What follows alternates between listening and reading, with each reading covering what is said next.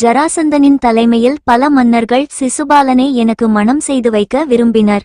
திருமணத்தை நிறுத்த நினைப்பவர்களுடன் சண்டையிட அவர்கள் தயாராக இருந்தனர். ஆனால் கிருஷ்ணர் வந்து அவர்கள் அனைவரையும் தோற்கடித்து இரையை எடுத்து செல்லும் சிங்கம் போல என்னை அழைத்து சென்றார் என்று தான் ஸ்ரீகிருஷ்ணனை அடைந்த நிகழ்வை சொன்னாள் ருக்மிணி. என் மாமா பிரசேதஸ் கொல்லப்பட்டார்.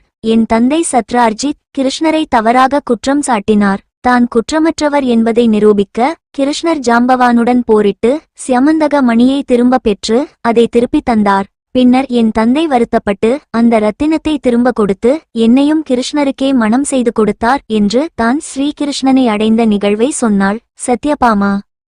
கிருஷ்ணர் என் தந்தையின் குகைக்குள் அந்த சியமந்தக மணியை தேடி வந்தார். அவர் யார் என்று தெரியாமல் என் தந்தை ஜாம்பவான் 27 நாட்கள் சண்டையிட்டார். கடைசியில் கிருஷ்ணரே ராமர் என்பதை உணர்ந்தார். பின்னர் அவர் கிருஷ்ணருக்கு ரத்தினத்தையும் என்னை அவரது மணப்பெண்ணாகவும் கொடுத்தார் என்று தான் ஸ்ரீகிருஷ்ணனை அடைந்த நிகழ்வை சொன்னாள் ஜாம்பவதி.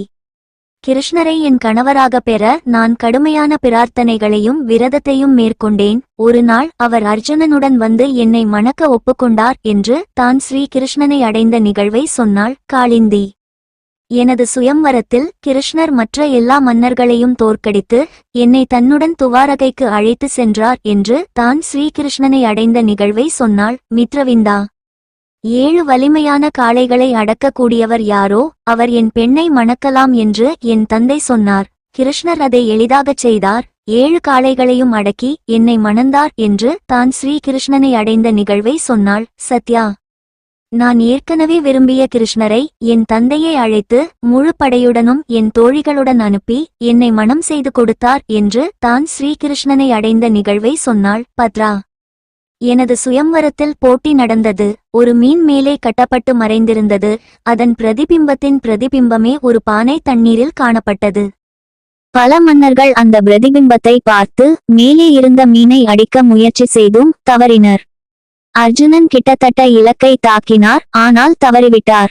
பின்னர் கிருஷ்ணர் தனது அம்பை எய்து அதை சரியாக தாக்கினார்.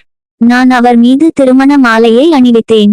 மற்ற மன்னர்கள் கோபமடைந்து தாக்கினர், ஆனால் கிருஷ்ணர் அவர்கள் அனைவரையும் தோற்கடித்து துவாரகைக்கு ஒரு பிரம்மாண்டமான திருமணத்திற்காக என்னை அழைத்து சென்றார் என்று தான் ஸ்ரீ கிருஷ்ணனை அடைந்த நிகழ்வை சொன்னாள் லக்ஷ்மணா.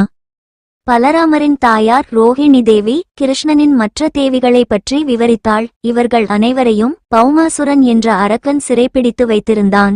இவர்கள் அனைவரும் பல தேசத்து அரசர்களின் மகள்கள். அந்த அசுரன் இவர்கள் அனைவரையும் பூட்டி வைத்திருந்தான். கிருஷ்ணன் அந்த அசுரனை கொன்று அனைவரையும் விடுவித்தான். தங்களை ஸ்ரீகிருஷ்ணன் தான்